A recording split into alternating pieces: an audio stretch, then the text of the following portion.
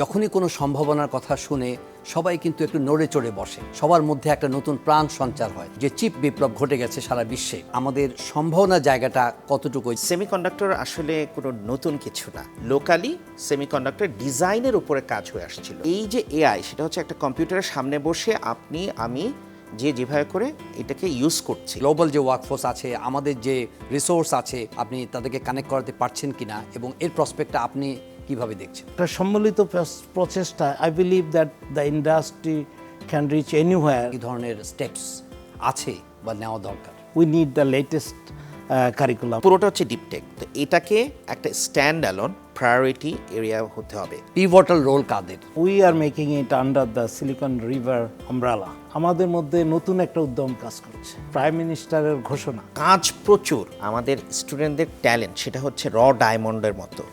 আমাদের মেন্টর দরকার যারা এটাকে পলিশ করে দিতে পারবে। আমরা চাচ্ছি যে আমরাই এআই এজেন্ট ডেভেলপ করে জি, জি।